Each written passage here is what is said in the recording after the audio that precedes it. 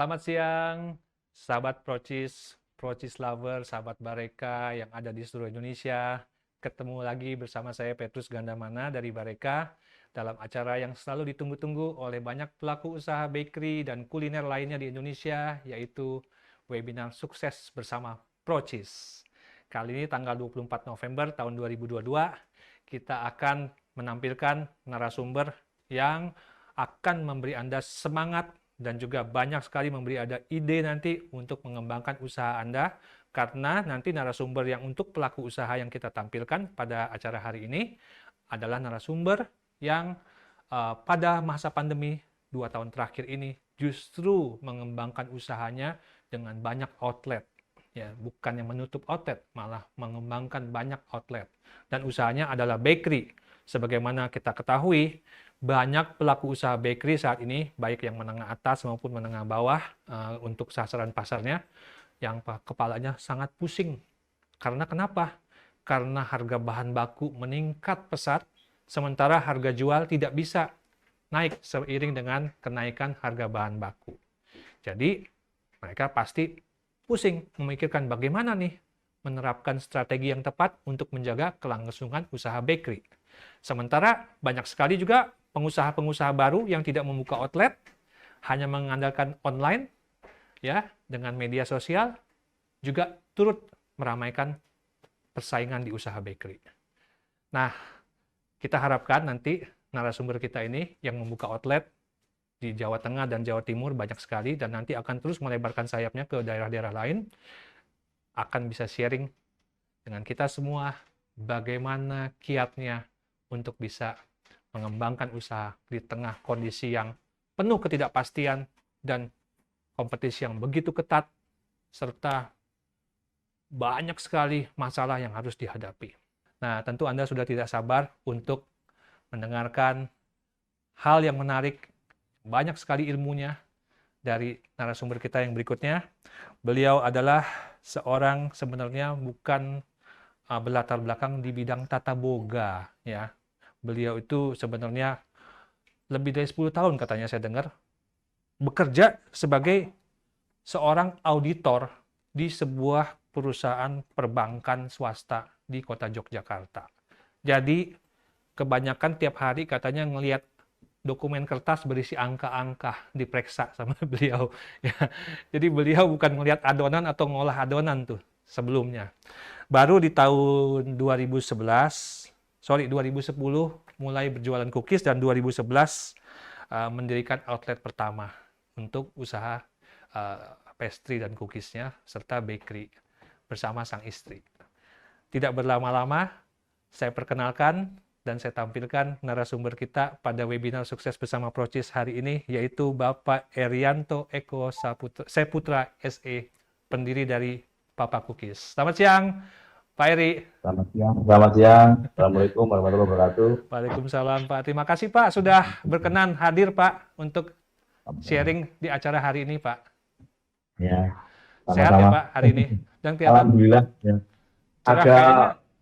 radang tenggorokan sedikit. Oh, lagi radang Batuk. tenggorokan. Oke, kayaknya hari ini omset luar biasa nih, Pak. Sampai wajahnya senyum Amin. terus dari tadi. Saya senyum-senyum. Pak Eri, kita akan mendengarkan banyak bagaimana kiat Bapak mengelola usaha bakery ya, Pak, ya, di Jawa Tengah dan Jawa Timur sampai saat ini, tapi mudah-mudahan nanti berlanjut ke provinsi-provinsi lain. Tapi Amin. tadi saya sudah buka, Pak, bahwa Bapak dulunya memang berlatar belakang di dunia perbankan. Bisa Ya, dijelaskan nggak, Pak? Sebenarnya Bapak itu dulunya awal-awalnya usaha kerjaannya apa dan kenapa kepikir membuka usaha bakery? Silakan Pak Eri disampaikan. ya. Terima kasih atas waktu dan kesempatannya. Ya, Pak. Eh, Awalnya memang saya sudah 14 tahun. 14 tahun itu bekerja di salah satu bank swasta nasional. Mhm. Kebetulan saya di auditnya. Di bagian Jadi audit, ya. ya, jadi benar kata Giliran tadi ya. Teman saya cuma data, angka, Hmm. laporan, seperti itu. Jadi saya cuma di belakang meja, nggak pernah saya ketemu customer atau apa, nggak pernah. Jadi selama Hmm. 14 tahun dari itu saya sama istri mikir ya, 14 tahun seperti ini aja. Nah, saya kan tiap hari kan itu ya, kalau audit kan meriksa kredit-kredit yang mau yang sudah masuk. Iya, Saya bisa periksa-periksa, kok kayaknya enak ya, gitu. Kayaknya enak usaha ya, usaha terutama kuliner ya. iya. Keuntungannya kayak satu kali. Jadi sini itu tidak mikir bagaimana sih perjalanannya, bagaimana sih gitu, nggak mikir. Mikirnya untungnya saja. Jadi Hmm, itulah yang membuat saya berani. hmm. Kalau saya mikir bagaimana prosesnya, mungkin saya nggak berani-berani. Tapi kalau saya nggak mikirnya, kok segini untung segini, kok segini untung segini, gitu.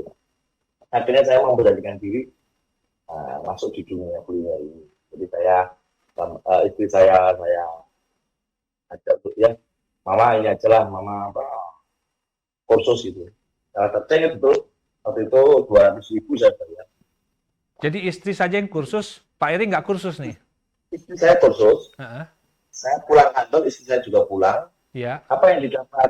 Ini loh, gimana caranya? Coba saya sendiri yang ini. Ya, Oh, modalnya cuma itu ya. Saya sudah mixer tangan yang mixer. hand mixer. Heeh. Hadiah dari beli motor. Terus saya kompornya juga kompor biasa, nangkring, apa Oven open tangkring. nangkring. Heeh. Ya, karena masih cookies ya, masih cookies. Jadi khusus untuk cookies saja. Nah, kebetulan kok saya yang enak bikinnya gitu, terus istri saya bilang, ini papa cookies saja kalau gitu ya. Oh, itu alasannya namanya Papa Ya, Cookies karena bikinan awalnya, Papa lebih ya, enak daripada bikinan Mama. ya Oh. awalnya begitu. Awalnya begitu, terus saya sendiri, jadi saya buat sendiri, saya pasarkan sendiri.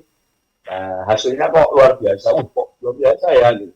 Hmm. Nah ini di sini cuma begitu aja. Jadi kalau modal 100.000, kok dapatnya 200 lebih ya? Oh, kok banyak banget ya? Kok nanti kalau saya modal 1 juta, sekian ya? Kalau 10 juta, sekian ya gitu. Jadi di sini ini nggak mikir prosesnya ya, nanti kalau jadi semua, kalau enggak, Iya. ya kalau laku semua, kalau enggak. Hmm. Nah Hmm. itu proses itu saya temukan setelah saya memasuki Bingaro. Karena saya berani masuk Bingaro, ketemu proses-proses itu semua. Jadi di Alang-alang awal belum membuat roti, tapi membuat cookies, yang mana gitu ya. cookies buatan Papa lebih enak daripada buatan Mama, sehingga diberi Nah, nama Papa Cookies. itu kira-kira ya awalnya ya. Oke. Ya. Terus eh, apa Pak yang terjadi sampai apakah Bapak memutuskan pada saat itu juga mengundurkan diri dari kantor Bapak yang di Belum, perbankan? belum, Belum. belum. Jadi Apa yang membuat Bapak sampai kepikiran untuk bisa memutuskan apa namanya banting setir dari pegawai sampai memutuskan membuka usaha sendiri tanpa bergantung lagi pada kantor? Pasti ada satu hal yang ya, membuat Bapak sampai keputusan itu. ya karena pertama itu saya menawarkan dunia. Nah, terus Hmm. lama-lama berkembang. Hmm. Terus saya akhirnya kalau cuma kayak gini kan kita nggak mungkin langsung ya, karena cuma itu event ya. Kalau Ya. cookies kan cuma event ya. Jadi hari raya, lebaran, aku nggak tahu dua itu. Hmm. Nah saya coba, ayo kita mengembangkan diri. Kursus, cuma ada kursus saya ikut, kita ikut. Hmm. Akhirnya kita membuat roti, berbagai macam roti. Terus itu tadi saya dipaksa untuk bikin potret sama para pelanggan. Ya, kami ingin melihat rotinya mana saja. Saya harus punya outlet ini kan. Nah itu akhirnya makin banyak, saya tidak bisa lagi menjual. Ya udahlah, kami putuskan untuk 2010 akhir itu saya putuskan untuk out dari pekerjaan saya. Uh-uh. Saya merasa, ya itu juga memacu saya untuk bagaimana supaya saya bisa mempunyai pendapatan seperti apa yang sudah saya dapatkan di bank. Oh. Itu yang memaksa memacu saya untuk itu ya, untuk mendapatkan itu semua gitu. Masuk kantor dan sebagainya saya sendiri. Tapi apa yang terjadi? Apakah dalam 1-2 tahun itu langsung sudah pendapatannya seperti Oh, yang Bapak harapkan atau malah belum, jauh dari belum bisa, harapan? belum bisa seperti itu. Belum bisa. Makanya karena belum seperti itu, Mm-mm. saya agak salah sini. jual beli tanah, kayak makelari apa. Nah setelah banyak aturan-aturan jual beli tanah nggak bisa seluas kemarin, nah saya udahlah saya fokus ke roti. Oh. Saya merasa ini harus saya tangani, kalau nggak saya tangani akan berantakan. Sudah saya tangani, ya itu saya kan wanita juga mungkin, aduh masih banyak kurang keberaniannya untuk ini kayak jual, saya punya motor, saya punya apa, saya jual ya. Pokoknya kita udah masuk di sini, udah mati-matian di sini. Nah itu mungkin ya, itu yang membuat tahun ketiga saya masih rugi. Jadi tahun ketiga saya masih pas ulang tahun itu, pas saya menderita kerugian 5 juta, saya masih ingat betul waktu ulang tahun. Karena kami setiap tahun kan kami selalu piknik ya Pak, untuk biar refreshing karyawan. Ya, mau tahun pertama sampai sekarang pun kami selalu melakukan. Jadi pas waktu piknik kan waktu gajian, waduh kurang 5 juta gitu. Saya masih ingat betul saya. Ya naik turun, naik turun, naik turun, naik turun. Kadang untung, apalagi kalau Jogja pas ada event, banyak event ya alhamdulillah ya, banyak event. Mahasiswa juga event ospek itu ya memang besar sekali ya kalau Jogja. Nah Jogja itu awal mulai saya memang fokus ke snack box. Snack box ya. Ya Itu awal mulai ditawarkan ke siapa Pak? Snack box Bapak itu ditawarkan kepada siapa di ke awal-awal? kantor-kantor instansi-instansi. Jadi saya menyesuaikan diri dengan budget mereka. Jadi mereka waktu itu 5.000 dapat 3 roti. Nah ini itu salah satu ya, bisa dilihat itu toko outlet saya yang pertama. Oh. Itu tadi maaf yang bisa dilihat tadi. Tak saya ceritain. Nah itu outlet saya yang pertama ini. Dengan karyawan 7 orang. 7 orang karyawan. Nah, Bapak bisa lihat itu orang nggak bisa lewat loh, itu roti semua. Yang atas, yang paling atas. Itu roti semua itu, orang nggak bisa lewat itu. Persiapan buat snack box tuh Pak? Iya, jadi kita fresh Pak. Kita memang terkenal fresh, karena kita nggak mau nyimpan-nyimpan yang lama-lama. Jadi jajan pasar itu kita fresh. Oh iya. Sampai pagi pun saya datangi, saya ambil semua. Jadi fresh, memang perjuangannya perlu gara-gara. Iya. Nah ini foto saya pertama. Yakin pede kalau berhasil nantinya. Pengalaman apa Pak yang berkesan di awal-awal waktu Bapak nawar-nawarin snack box ke kantor-kantor? Ya, saya juga selamanya kita diterima dengan tangan terbuka. Jadi nama kita juga belum terkenal kan Pak. Apa kamu itu, rotinya apa, kayak apa gitu kan. Itu kan langsung berhadapan-hadapan, langsung dipanggil ya. Kadang-kadang, mau apa Mas? Ini Bu, mau menawarkan snack box. Roti Bu. Oh ya tunggu dulu ya. Udah, dicuekin 1 jam gitu. Ketak-ketik apa. Tunggu, diem. Jadi ngalamin dicuekin ya Pak ya, sama customer sejaman lebih disetrap gitu ya? Sering.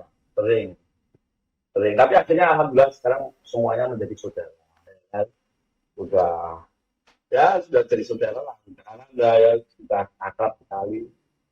Ya dulu awalnya ya dicuekin. Oke. Tapi setelah kita buktikan, kita diberi kesempatan, kita diberi kesempatan untuk membuktikan, ya saya fokus benar-benar. Ketika kita dapat, nih kamu dapat, coba ya Pak, coba dulu ya, 100 ya. Oke Bu, kita memberikan yang terbaik. Nah, akhirnya mereka, wah bagus ya, akhirnya mereka, alhamdulillah. Terus, karena kita komitmen sekali ya, kalau sampai terlambat pun, kami nggak usah berlihat. Itu komitmen kami. Ini benar-benar fresh. Terus perjalanan berikutnya apa yang terjadi Pak dalam perubahan Papa Cookies itu dari produk snack box menuju ke mana lagi Pak? Berikutnya yang menurut Bapak penting? Kan kita menyesuaikan lagi ya 5.000. Ya bisa berpikir lah ya 5.000 dapat ikan kayak apa sih rasanya kan, tentunya ya kurang ya. Nah tahun 2014 saya pindah ke toko yang sekarang ini, yang pusat ini. Nah, saya meninggalkan konsep yang lama dari roti yang murah menjadi roti yang enak. Tentunya roti enak kan ya bahan-bahannya ya tahu sendiri ya. Tentunya ya bahan-bahannya ya mahal ya. Iya. Nah itu pasti kita menyesuaikan harga ya. Nah, alhamdulillah bukan malah turun tapi malah naik Oh, ya. oke. Kita malah naik, omset malah naik. Nah, terus pesanan juga semakin banyak, terus kita juga sedikit-sedikit merubah dari snack box menjadi hantaran karena memang permintaan pasar besar sekali. Mm-mm. Hantaran-hantaran ya, kayak roti mandalin, sifon, kumpul itu kan banyak sekali. Hmm. Nah, jadi kalau di sini itu memang gitu ya, ada event selalu ada event. Jadi kita mulai kewalahan. Nah, terus saya membangun belakang ini, Hmm. tempat produksi yang belakang ini. Mm-mm. Saya juga beranikan diri untuk bikin cabang di luar kota, di Oh, Sragen, Sragen. tempat kelahiran saya. Itu saya.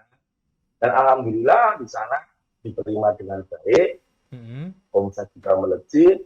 Nah, setelah setahun lebih, nah baru saya bandingkan diri dengan teman-teman untuk join. Mm-mm. Join apa nih, Pak? Kayak kemitraan gitu. Ya. Ya ayolah nggak, aku kalau bilang franchise malah saya bingung franchise itu apa. Ya udahlah sama-sama gitu aja lah, sama-sama kerja, Uh-uh. aku kerja, nggak ada kalau kamu punya uang tok tinggal tok, saya nggak mau banyak. Hmm. Saya maunya ayolah sama-sama, Hmm. kita sama-sama bekerja, udah gitu aja. Jadi saling percaya sama-sama. Nah, itu. Nah, mereka latar belakangnya juga berbeda-beda yang menurut saya. Iya. Nah itu untuk mendidik supaya jadi pengusaha juga itu gimana, itu yang kita Hmm. punya mitra tapi dengan latar belakang yang berbeda, yang semula mereka semua pegawai semua, Ya. untuk akan rugi itu susah loh. Oke. Itu memang ya, perlu kesabaran yang luar biasa. Jadi Bapak tidak menarik dulu uang di depan untuk bisa bekerja sama dengan Papa Cookies? Oh enggak ada, Enggak. enggak ada, Oh. beda. Jadi benar-benar mata kuis itu ayo kerja sama-sama udah. Saya nggak ada punya hati apa, nggak ada, saya nggak ada apa itu. Kalau orang Islam mungkin syariah ya. Syariah. Pokoknya kerja bareng-bareng, nek untung ya aku dikein, nek untung ya wes, jelas gitu. Itu kan kita bagaimana supaya untung. Iya. Gitu kan. Kan di sini kan dalam hal ini Papa Gus ya, Papa Gus Pusat mempunyai kepentingan, yaitu untung. Kalau nggak untung, Papa Gus nggak dapat kan. Nah, supaya itu gimana? Ini aku juga mikir. Jadi kami juga memikirkan nasib mereka juga. Iya. Nah, pola kemitraan itu Pak, Papa Cookies memberikan berupa support apa kepada para mitranya itu supaya usaha mereka jalan? Ya, kan kita juga ini ya harus standarisasi ya pasti. Jadi saya nggak mau sana pakai ini, situ pakai ini, saya nggak mau. Oke, kalau kalian mau sama-sama sama saya ya oke, kita bikin standarisasi, harus berlatih di sini. Nanti kita latih cara membuat ini. Kita, alhamdulillah saya dari audit Pak, jadi apa-apa sebab saya SOP-nya. saya bikinkan. Apa-apa saya bikinkan SOP-nya. Apa dari depan sampai belakang, terus bikin roti ini apa aja yang harus ini, kematangannya seperti apa, warnanya seperti apa, itu saya bikin. Jadi semua tertata. Jadi mereka pun dalam apa ya memonitor omsetnya juga gampang.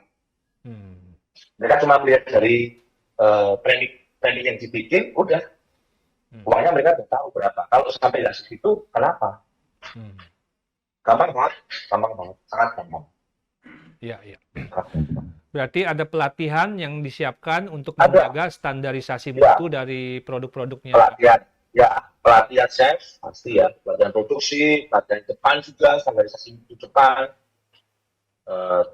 packing, ya. Bagaimana harus toko harus bagaimana, kita kasih training. Terus yang kedua bahan juga harus sama, jadi kita bahan belinya kepada perusahaan-perusahaan yang kita tunjuk.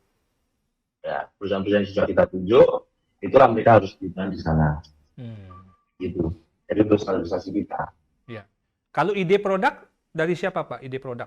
Ide produk kami dari pusat. Dari pusat. Dari sini ya, dari sukses ini kita setiap hari bikin Pak. Setiap hari bikin, ya ada yang masuk, ada yang enggak.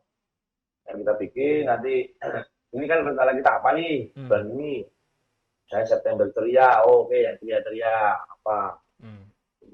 Bikin, nanti masuk, harganya masuk enggak harganya? Kalau sudah oke, testernya masuk, harganya masuk, kemasannya kita bikin lagi. Bagian kemasan juga bikin. Ini kayak gini yang bagus mana Pak? Oh yang ini. So akhirnya kita launching. Ya, ya. Jadi Pak Kukis ini sekarang bisa dibilang toko roti paling komplit ya mungkin. Mungkin paling komplit. Karena kita mempunyai 60 outlet. Ya 60 outlet sekarang. Yang tadinya cuma 7 orang karyawan, sekarang udah hampir 800. Wow. Dengan 60 outlet ada 800 karyawan. Yang mungkin 800 ya 60. Alhamdulillah. Kita juga diapresiasi sama Pak Sandiaga Uno. Jadi tadi 60 outlet itu kalau sebelum acara ini dimulai Bapak sudah berkenan memberikan informasi, ada tersebar sudah pasti di Jogja, tadi ya Pak ya, Sragen, terus kota-kota seperti Semarang ada ya Pak ya, Semarang ya? Ada. Semarang, Kebumen, Temanggung, Purworejo, Wates, itu Jawa Tengah tuh ya. Belum Wonosari, Klaten, Wonogiri, kemudian Karanganyar, dan berikutnya ada di daerah Jawa Timur, Kediri, Nganjuk, Tulungagung, Ngawi, Tuban, Mojokerto, Blitar, Gresik, Ponorogo, Magetan, Madiun. Ya, Bojonegoro. Akan buka di mana lagi Pak sebentar lagi katanya Pak? Insya Allah ini Solo buka kan gitu. Solo akan buka, terus kemudian Solo buka, Blitar Blitar akan buka. Ya tanggal 9 besok, Solo tanggal 25. Terus berikutnya Purwokerto ya Pak ya? Purwokerto sama Wonosobo. Purwokerto dan Wonosobo. Siap-siap dari Purwokerto dan Wonosobo, Blitar, Solo. Anda sebentar lagi akan bisa menikmati roti, kue, dan cookies dari Papa Cookies. Pak, produk andalannya yang menjadi best seller atau best selling item di setiap outlet apa tuh Pak? Unggulannya? Sifon keju ya, sifon keju. Sifon keju, lapis papan, sama kumpul ya. Sifon keju sama kumpul itu luar biasa. Dua itu. Oke. Paling enggak kumpulnya juga tiap hari. Ya. Mungkin 8 ribuan lebih. Karena ini ada memakai produk keju, yaitu sifon keju, dan tadi saya juga ada lihat lapis talas keju. Saya mau tanya Pak, kejunya keju apa yang dipakai Pak? Pasti protein. Saya sudah lihat sendiri ya, saya banyak ilmu kemarin, saya lihat sendiri, saya ke pabriknya. Saya juga ingin memastikan mitra kami itu juga yang membuat kami nyaman ya, dengan tenang ya, dengan produk yang bagus, terus tempatnya juga yang higienis tempatnya. Saya sudah tahu salah, wah harus pakai ini. Itu saya juga jadi masukan bagi saya. Di depan insya Allah kami juga akan lebih seperti itu ya. Jadi masukan saya. Wah, terima kasih Protis. Sudah diajak teman-teman saya jadi banyak inspirasi saya. Tapi sebelum diajak ke pabrik, karena Bapak memakai produk Procis, apa dasar Bapak memilih produk Procis pertama kali sebelum melihat pabriknya? Iya. Pertama kalau di Papa Cookies itu pemilihannya memang saya sendiri ya. Saya sendiri yang menentukan. Ya, saya pertama kali semuanya bukan hanya Procis ya. Semua yang kami pakai itu pasti enak dulu. Saya tanyakan dulu. Kayak nomor apa saya coba. Baik saya coba secara langsung maupun setelah diolah. Kadang-kadang secara langsung enak, diolah nggak enak. Bisa juga. Jadi saya setelah diolah juga coba. Nah, setelah tester rasa baru ke harga. Jadi nomor satu bukan harga ya Pak, enak dulu ya? Bukan. Ya kalau kami ya, jadi kalau kamu enak dulu baru nanti harga. Kalau udah itu baru kita tawar-menawar nih harganya. Ini kalau enak seperti ini gimana gitu. Gitu ya. Kan keju banyak nih Pak yang murah-murah dari Procis. Ya. Jadi Bapak nggak tergoda pindah ke keju yang murah karena rasanya sudah terlanjur cocok ya Pak? Ya, ya rasanya cocok dengan proses saya. Hmm. Sampai saat ini saya rasanya cocok dengan proses. Apalagi Gitu. udah lihat pabriknya tambah yakin lagi ya Pak ya. Ya, ya, Oke, oke. alhamdulillah. Baik. Alhamdulillah. Nah, produk-produk Bapak itu ketika ada outlet buka di satu kota, Hmm. bagaimana Hmm. tanggapan masyarakat yang ada di kota tersebut? Ada nggak kisah yang menarik bagaimana tanggapan masyarakat ketika Ya, outlet mereka buka? merasa ada pilihan, pasti ada pilihan baru ya. Hmm. Pilihan baru eh, yang mungkin bagi mereka, kan saya bilang, saya tadi berubah jadi roti murah, jadi roti enak. Ya, roti Ya. enak itu ada mungkin orang menilai sendiri-sendiri ya Pak. Hmm. Jadi ketika saya masuk ke suatu tempat, ya alhamdulillah diterima. Karena harga saya masuk ke mereka juga, dan rasanya juga tidak kalah dengan yang lain, kemasannya juga bagus. Jadi kalau di Jawa itu kan memang ini ya, apa, dari orang lain sampai orang mati itu roti. Ini yang saya tangkap di situ. Jadi kesempatan, makanya kenapa kok kita eksis terus, karena dari lahir sampai mati. Jadi, apalagi besok ya, 2024. Aduh, pasti itu. 2023 udah mulai Hmm. sosialisasi, apa, Bisa nggak kalau dikasih untuk, lihat Pak kemasannya seperti apa? ya kalau sifonnya kayak gini, Oh, itu kemasan sifon. Oh, yang kecil, iya, iya. Hmm. yang kecil. Ini Iya. kerumunan kayak gini yang rame itu juga Oh, paling rame. itu kerumpul. Ah, iya. Kalau yang lain-lain paling kayak gini-gini. Hmm. Oke. Ya. Ini kita foto-foto, kita foto sendiri. Foto Oke. kita sendiri, kita foto sendiri. Berapa Pak kisaran harga jualnya? Ya ada yang kayak kerupuk kayak gini, 20.000 dapat dua. 20.000 ada dua di dalam. Dapat dua gini. Oh, dapat dua seperti itu. Ya Wow. harus pakai, tapi harus pakai yang harus 20.000. Kalau nggak 20.000 nggak bisa. Harus pakai. Jadi Hmm. satu 10 gitu nggak bisa. Ya, 20 dong. harus 20.000. Ya, kayak gini kan 22.000 ya kayak gitu ya. Yang biasa Hmm. paling cuma 20.000-an, 20.000. Hmm. Ini untuk pengajian Iya. macam-macam ya. Cuma anak lahiran, Oke, oke. lahiran anak. Hmm. Ya itu kalau Jawa, kalau di Jawa khususnya Jawa Timur, Jawa Tengah, DIY, permintaannya memang luar biasa. Gitu. Ya. Pak Eri, waktu 2 tahun terakhirnya kan kita mengalami masa pandemi ya Pak ya. Iya, iya. Apa yang Bapak alami dan menjadi pelajaran bagi Bapak ketika masa pandemi ini terjadi dalam usaha Bapak? Dan apa dampaknya Iya. pada usaha Bapak? Dampaknya pas bulan-bulan pertama ya terasa, wah pasti ya, semuanya pasti. Hmm. Saya Maret, April, Mei masih, Hmm. masih karyawan, saya lihat murung, temenung. Saya juga lemes kayak gitu kan, wah ini nggak bisa kayak gini terus ini kan. Ini harus, kalau sepak bola kan pertahanan terbaik adalah menyerang. Saya harus menyerang, nggak bisa diam-diam gini. Aku bilang, waduh, bahaya ini lagi. Nah kebetulan saya udah punya 5 mitra gitu. Hmm. Malang, terus Malang, Karanganyar, Purwodadi, Hmm. sama Sukoharjo. Saya punya empat sama Gempol, 5 sama Gempol. Nah dari 5 ini yang mati cuma salah. Hmm. Saya salah Pak. Hmm. Memang kayak kota mati Pak. Kayak kuburan memang. Wah, ngeri. Suasananya memang mencekam sekali. Soalnya di sana mahasiswa semua ya. Jadinya Sepi ya ketika rasanya. Hmm. itu ya udah hilang, udah nggak ada. Jadi jalan yang Soekarno Hatta itu kan jalan rame, jalan rame, dan itu memang tempatnya kuliner semua. Nggak bisa senyap kok, kayak kuburan gimana. Waduh, ini udah nggak beres. Makanya turun terus kok, udah.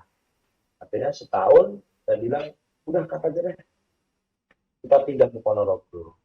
Oh. Itu pun pakai analisa ya, nggak asal pindah, sudah pakai analisa. Ya. Karena saya dari Malang itu kan saya belajar, oh ternyata semakin kota besar kekuatannya semakin lemah. Oh. Jadi saya mencoba di kayak Karanganyar itu, Karanganyar itu 2 minggu nggak buka loh Pak, karena ada yang kena 2 minggu Hmm. nggak buka. Hmm. Itu pendapatannya sama loh dengan kita. Jadi nggak ada beda. Iya, iya, iya. Ya, saya memutuskan, ayo kita coba lagi yuk buka. Kok ramai banget. Orang datang itu kayak pasar. Nggak tahu corona ada nggak, saya nggak tahu. Mereka datang pakai masker. Saya juga, untung-untungan kayak gitu. Jam 9 habis, diisi lagi. Jam 12 habis, diisi lagi. Aku habis terus. Nah, saya mulai berani lagi. Mau berani lagi, berani lagi, berani lagi. Dan alhamdulillah, oh ya, semuanya. Semuanya berjalan. Alhamdulillah. Jadi pendapat yang mengatakan bahwa kalau jualan di kota kecil tidak sesukses seperti jualan di kota besar, ternyata tidak ya Pak ya. Malah Bapak melihat sebaliknya ya. Iya, kalau saya begitu ya, kalau kami begitu. Jadi alhamdulillah memang masuk gitu dan diterima. Ya ada yang jualan di tempat itu ya. Hmm. Oh ya, ya. Alhamdulillah kita kok tidak. Nah itu kami terus bisa coba. Kota besar pun kayak Madiun juga, alhamdulillah. Baik, Madiun, bagus ya. Mojokerto, bagus banget, bagus banget, bagus banget, Baik, bagus banget. saya masih Nanti banyak Pak pasti pertanyaan, banyak. tapi saya simpan dulu pertanyaan saya karena ini penanya sudah banyak sekali yang saya lihat ada nampak di layar dan harus saya bacakan, kalau nggak mereka Ya, biasanya suka komplain Pak di feedback karena pertanyaannya belum sempat dibacakan oleh saya ya, karena Pak. penasaran sama narasumbernya. Ya. Baik, saya mulai dulu dari Pak Hendrik di Jakarta, ingin bertanya kepada Pak Eri. Usaha Pak Hendrik sekarang ini adalah jualan cupcake ya Pak ya. Halo Pak Erianto, saya mau tanya nomor satu, apa yang perlu dijadikan sebagai suatu pertimbangan dalam membuat bisnis supaya bisnis bisa lebih berhasil, terutama di masa pandemi seperti ini. Cupcake saya sampai kehilangan 40% pelanggan selama masa pandemi. Menurut Bapak apa Pak yang harus diperhatikan supaya Kalau berhasil? kalau saya loh ya, Iya. ya itu ya faktor budaya lokal penting. Kalau di Jakarta mungkin kita hanya benar-benar nunggu konsumen kan, ya kan. Terus bentuk produksi kita kalau mungkin itu bukan produksi yang bisa, saya kan massal ya, Masal. kayak gini-gini kan produksi massal ya. Hmm. Nah itu yang mungkin pengaruh ya, pengaruh juga. Tapi kan mungkin apa ya, sama seperti waktu pertama kali saya jualan cookies, hanya event-event tertentu gitu ya. Makanya saya juga begitu ini ya, apa ya, art ya. Itu art ya. Jadi seni ya, Seni. tapi nggak umum lah, maksudnya nggak seperti inilah, nggak seperti ini atau bakery biasa gitu.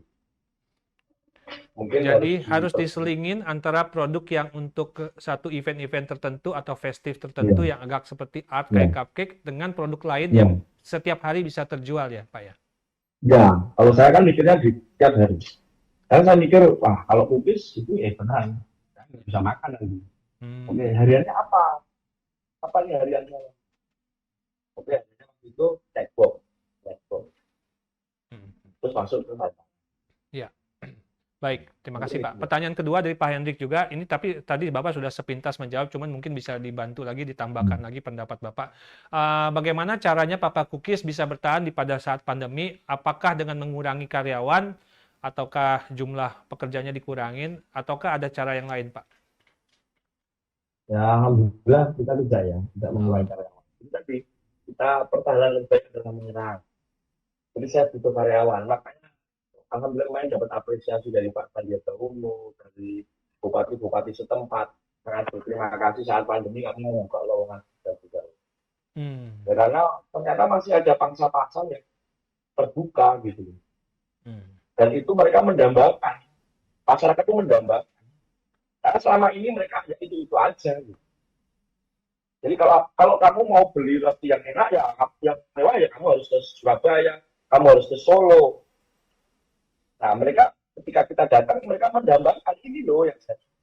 Dan mereka sekarang orang-orang yang kayak di kota-kota ya, kota-kota kayak Sragen apa, Karanganyar, itu sekarang kan orang-orangnya high level semua sekarang. Jadi mereka jadi diri diri saya dong. Saya punya ini sendiri sekarang. Saya harus belanja roti harus di sana dong. Nggak mau diskusi lagi. Eksistensinya sekarang dia kita punya itu. Jadi kalau saya punya toko itu kalau malam itu saya ngopi-ngopi semua. Jadi apa ya? Itu loh. Jadi sekarang perubahan ini ekonomi sudah luar biasa. Ya, ya. Jadi Image kita Bapak, aja sekarang harus image kita yang harus kita bongkar, harus kita lawan. Jadi tidak ada corona, tidak ada resesi. Ini loh yang harus kita lawan.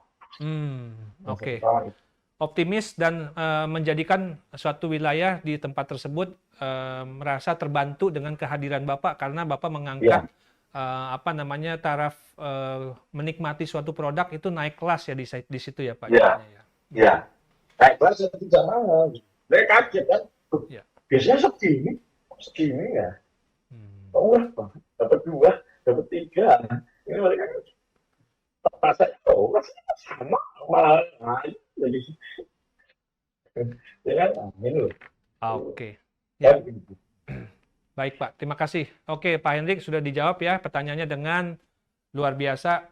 Jawaban yang menginspirasi. Semoga usaha cupcake Bapak segera bisa rebound untuk mendapatkan pembeli yang lebih hebat lagi setelah mendengar motivasi dari Pak Eri. Berikutnya dari Ibu Anis Farida di Kota Tangerang.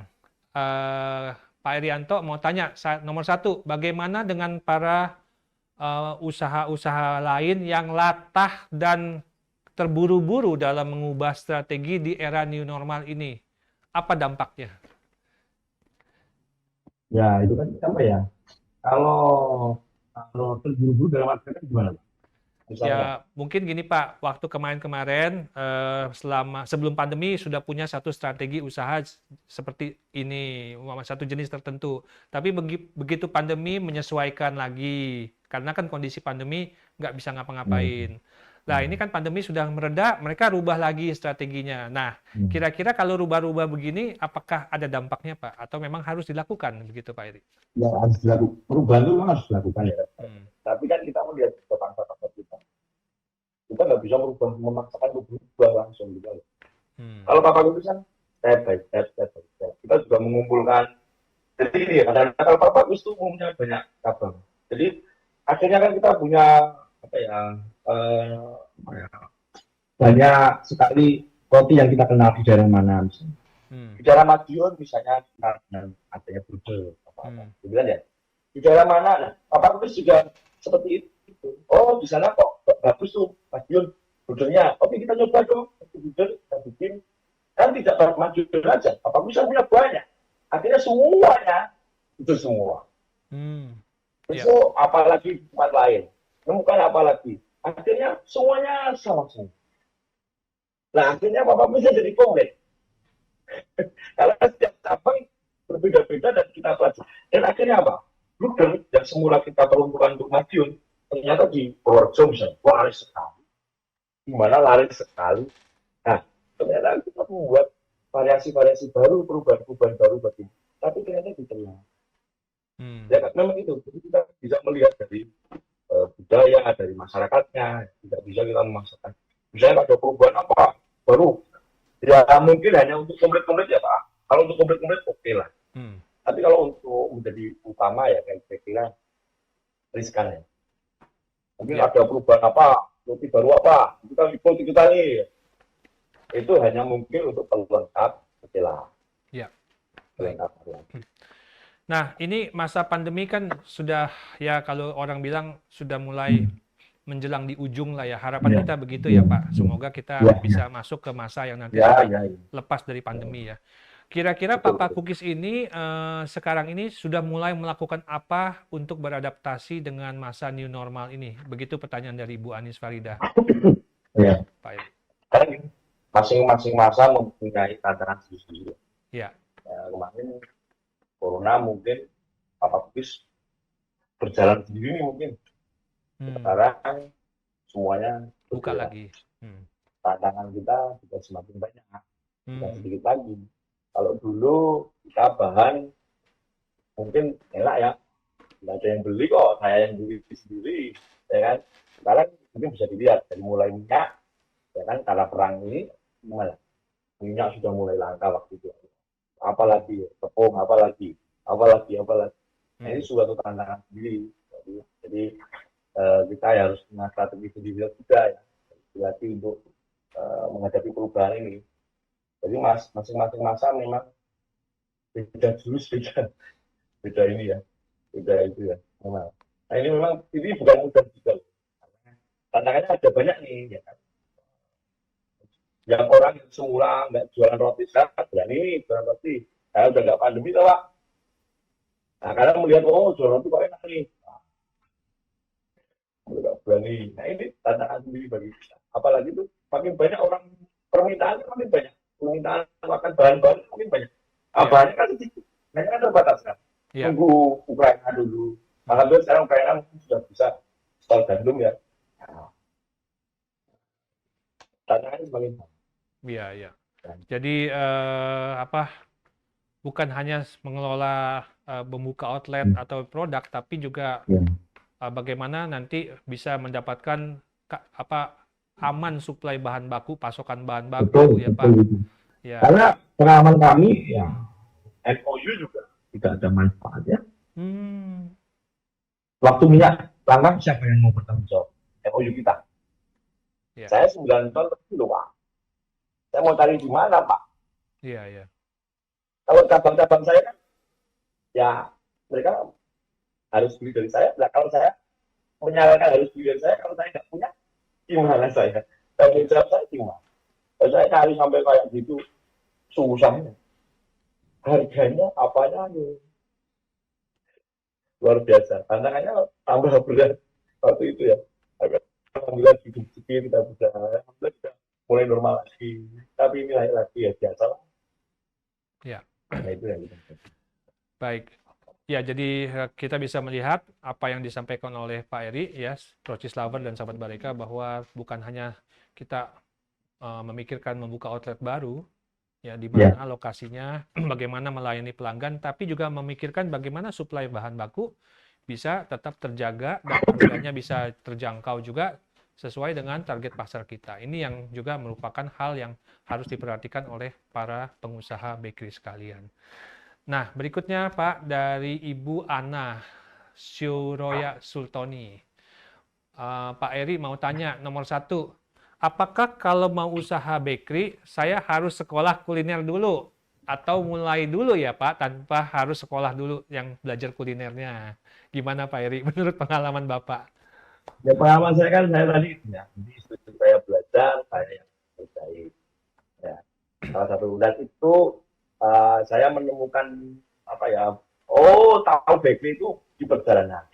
Jadi, oh ini kok bakerynya kok apa kok keras ya, kok keras. Saya kan setiap 3 hari kalau nggak laku saya jual. Saya bawa Pak, saya bawa ke SD itu kan banyak yang ibu-ibu yang nunggu tuh, nunggu anak pulang tuh. Bu, ini yang kenal sama Bu, ini Bu. Dibeli, loh Pak kok keras? Udah berapa hari? Oh, berapa hari itu perang. Jadi baru tahu saya di situ. Belajar sambil jalan. Terus, gitu terus. Nah, itu yang saya temukan. Memang ya, yang penting berani melangkah dulu. Jadi nggak nunggu sempurna Nanti dulu bisa. baru jalan ya Pak? Kalau nggak Ya, mulai-mulai ya Pak ya? kelamaan nanti Pak. Kelamaan. Ya itu tadi pikiran saya cuma untung itu tadi ya. Kalau nggak mikir gitu saya nggak mungkin berani loh Pak. Nggak mungkin berani. Karena mikirnya bener. Padahal nanti roti nggak jadi, roti nggak laku, gosong apa-apa. Kan nggak tahu. Itu di perjalanan saya temukan seperti itu, terus saya memperbaiki, Jadi positif menyempurnakan. aja, Ya, yakin aja, mulai ya, terus. Kalau ada masalah jangan mundur, hadapin terus. betul. Kata Pak Eri, Betul. pakai teori sepak bola. Jangan Iya, pertahanan terbaik adalah menyerang, bukannya iya, bertahan terus. iya. Ya, Ini loh, kalau kita bertahan, kalau kamu jual roti, bertahan, lama-lama habis loh Pak. Benar loh Pak. Sekarang kita satu toko nih, kita penuh. hmm, Ya, saya kapasitas 10 juta. hmm. Oh, nggak laku. Kurangi, bertahan. Kurangi, besok nggak laku nih. Kurangi. Lama-lama nggak jualan Pak. Tapi bagaimana supaya 15 juta ini laku? Laku. Itu Itu yang harus kita kejar di sini, ya kan? Jangan kurang dulu. Besok nggak laku lagi, kurang lagi ya. Kayak gitu terus gimana? Ya. Ya kan? Nggak bisa. Oh, Tapi mindset kita yang kita balik. dibalik. Itu. Ya, kita segini. Kalau nggak laku ya saya harus berusaha.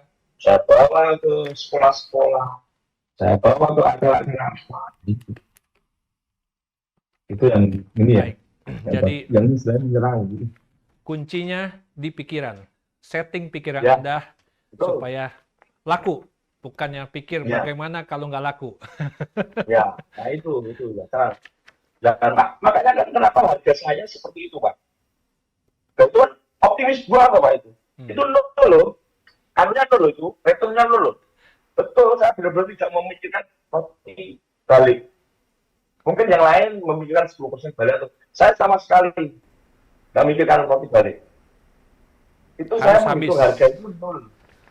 Benar-benar nol saya ini.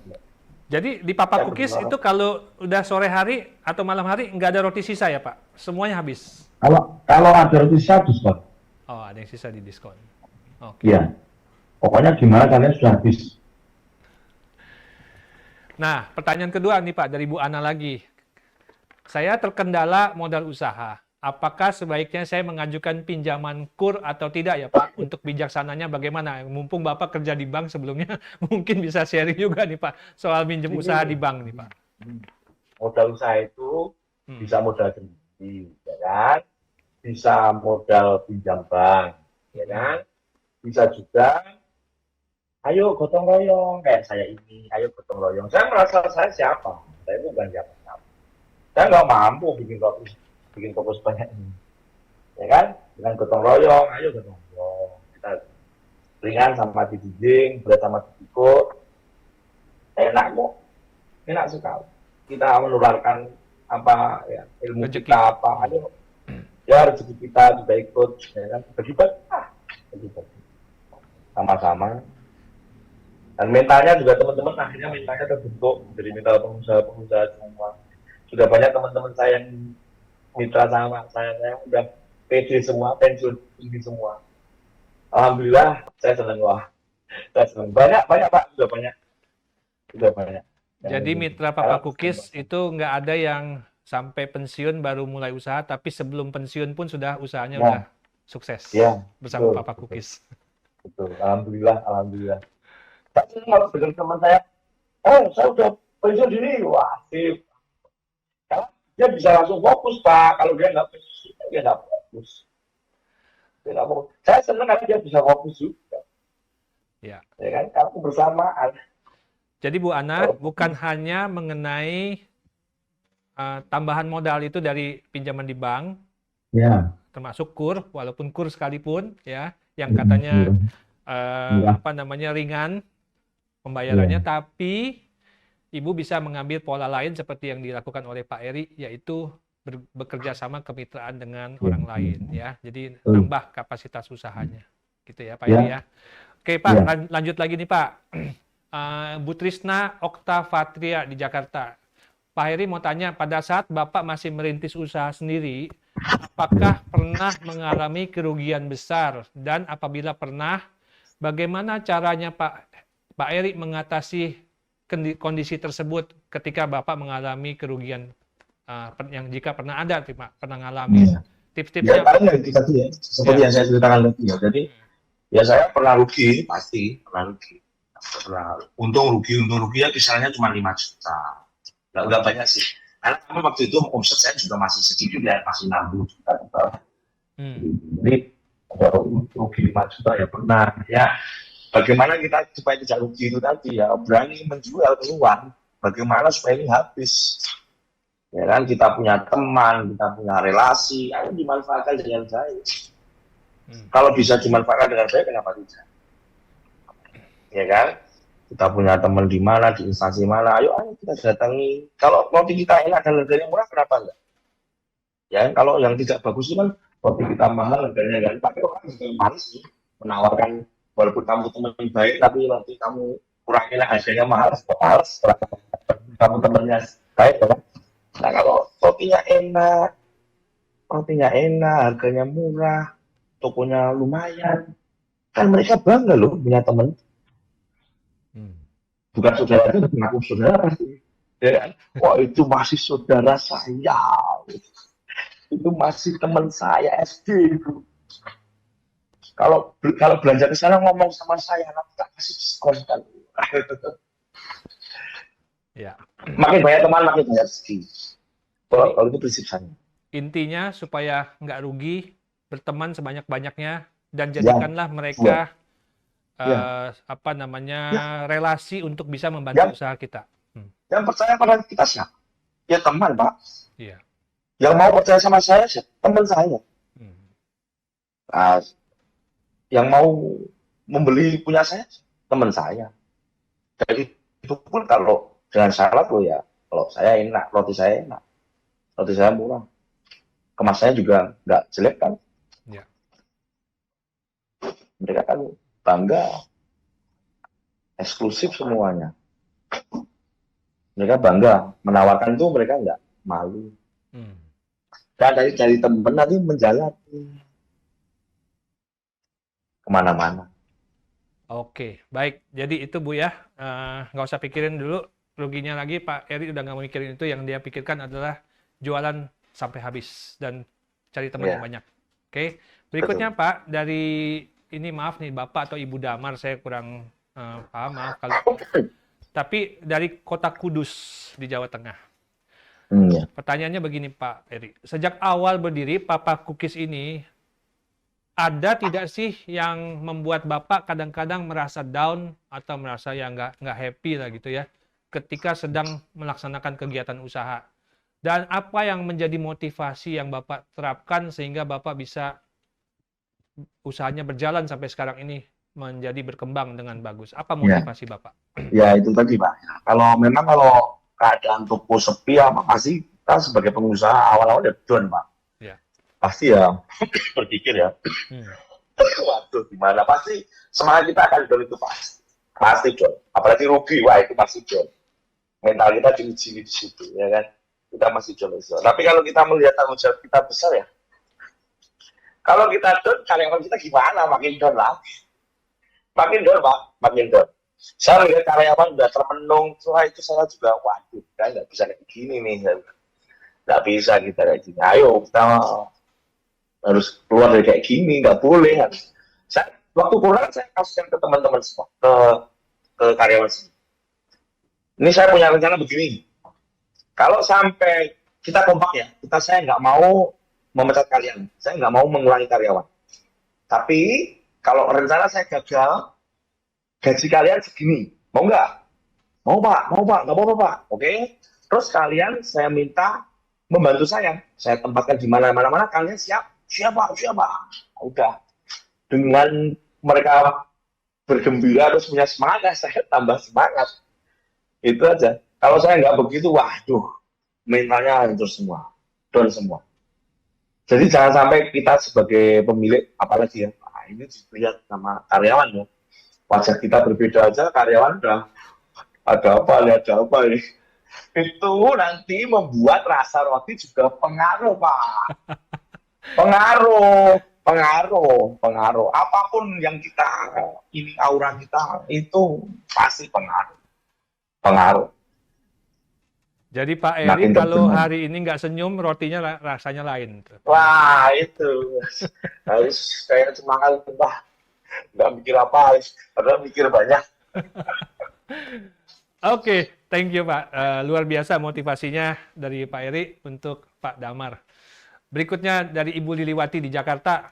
Ini mungkin pertanyaan terakhir ya, karena kita Ya, sudah menjelang di ujung acara. ya, Dari Bu ya. Liliwati ada dua pertanyaan. Apakah dengan memberi tester kepada pelanggan, kepada beberapa pelanggan pertama, itu menurut Bapak disarankan atau tidak Pak, ngasih tester Pak? Ya, ini ya, Hmm. kita kan jual makanan ya, Ya. ya kan? Kalau nggak dirasakan orang gimana? Hmm. Ya, saya bukan mengesampingkan online atau apa ya, online dengan gambar yang visualisasi yang begitu menarik, ya kan? Terus di koran-koran apa-apa, saya nggak mengesampingkan itu. Itu juga mungkin bagi sebagian orang berhasil.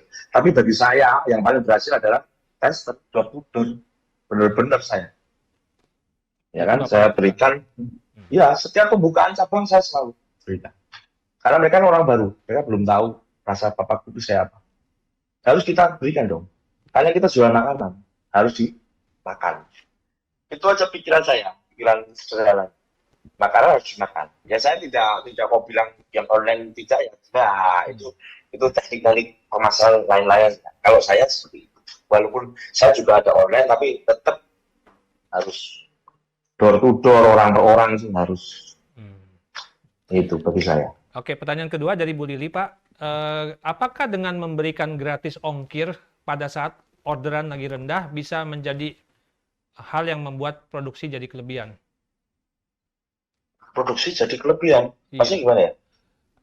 Kan ngasih gini, Pak, dia ngasih gratis ongkir Ah, pada saat low order, orderan lagi sepi mungkin ya. hmm, hmm, hmm. Em, oh, maksudnya bisa menambah kapasitas produksi maksudnya, Pak.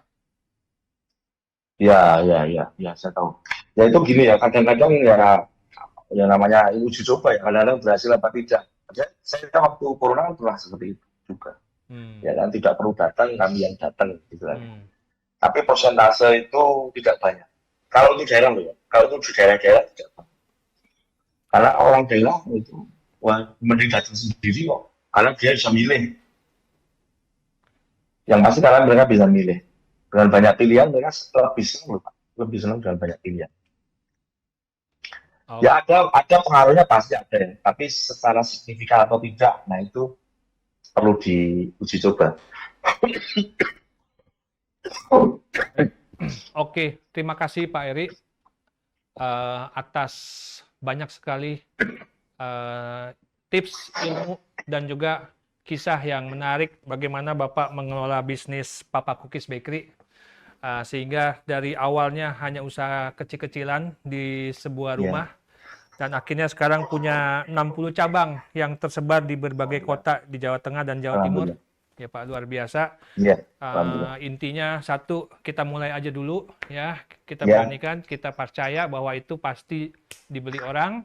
Kemudian kita berteman dengan sebanyak mungkin orang, betul. kita Betul. bermitra dengan sebanyak mungkin orang dengan prinsip saling menguntungkan, Ya, sehingga bisa memberikan kebahagiaan bagi mitra-mitra kita dan menambah outlet-outlet baru. Itu ya Pak ya, ya. alhamdulillah. Ya, Kira-kira betul, betul. seperti itu. Oke Pak. Semoga Papa Cookies terus berkembang pesat Pak. Dan Amin. nanti buka cabang juga Pak di Jabodetabek. Insya Allah. Ya.